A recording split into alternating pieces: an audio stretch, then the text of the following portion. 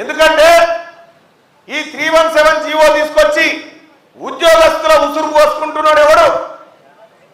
ఈ 46 జీవో తీసుకొచ్చి పేద బిడ్డలకు ఉద్యోగాలు రాకుండా ఆగం చేసింది ఎవరు? కేసీఆర్ కుటుంబమే కదా. మరి ఇన్ని సమస్యలను తయారు చేసి ఇప్పుడేమంటారు? ఈ సమస్యల పరిష్కారం కోసం మేము వస్తామంటారు. చేసినోడివే నువ్వా? చేసింది ఇల్లే కదా. పరిష్కారం మేము చేస్తామని అంటారు. పరిష్కారం రమ్మని జనం పిలుస్తారు, పండబెట్టి తొక్తారు. ఇప్పుడు వస్తే ఇటుకలు వస్తే ఎందుకు చెప్తున్నంటే 10 ఏళ్ల కాలం పాటు జనం ఉసురు పూసుకున్నారు మీరంతా కలిసి. ఇవాళ పోయినసారి 2021లో ఇదే పట్టభద్రుల ఎమ్మెల్సీ ఎన్నికల్లో నేను ఇండిపెండెంట్ అభ్యర్థిగా నిలబడ్డా. ఇండిపెండెంట్ అభ్యర్థిగా నిలబడితే పెద్దవారా మీరందరూ నాకు పెన్నుదన్నుగా నిలబడితే 1,49,000 ఓట్లు నాకు వేసారు మీరంతా కలిసి. సీరియల్ నెంబర్ 39 అప్పుడు ఎంకులాడి మరి ఓటు ఇచ్చారు నాకు.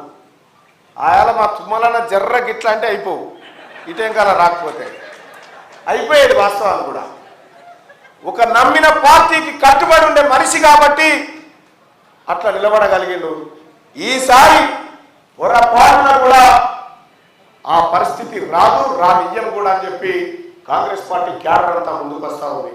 ఏ ఊరికి పోయినా ఏడ మీటింగ్ పెట్టినా ఒకటే మాట, అప్పుడు అట్లా అయిపోయి ఇప్పుడు కార్తీ అయిపోయింది, ఇక నువ్వు గెలుస్తున్నావు పో మళ్ళా మేమంతా చేస్తున్నాం, ఇక పోయినసారి అంటే చేయలేకపోయినాం ఈసారి చేయాల్సిందే అనేటువంటి ఒక మాట చెప్తా ఉన్నారు. కానీ ఒక అభ్యర్థిగా నేను ఓటు అభ్యర్థించడం నా బాధ్యత.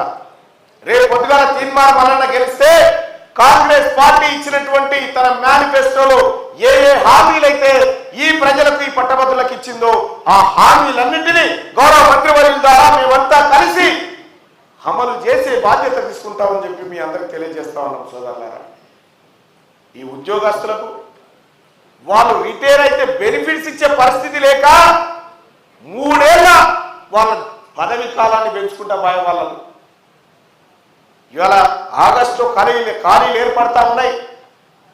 రాష్ట్ర ముఖ్యమంత్రి గారు జాబ్ క్యాలెండర్ దిశగా ఆలోచన చేస్తా ఉన్నాడు. గ్రూప్ 2, గ్రూప్ 3 పోస్టుల పెంపుదల పైన ఆలోచన చేస్తా ఉన్నాడు. డిఎస్సి పెరుగుదల పైన ఆలోచన చేస్తా ఉన్నారు. 2017లో వేసినటువంటి గురుకుల పీఈటీ నోటిఫికేషన్ కు ఇప్పటి వరకు వాళ్ళకి నియామక పత్రాలు రాలేదు. కోరు ముగిసిన వెంటనే వాళ్ళని కొలువుల్లో కూర్చోబెట్టబోతుంది కాంగ్రెస్ పార్టీ రేపు పొద్దుగాలని తెలియజేస్తా ఉన్నాం.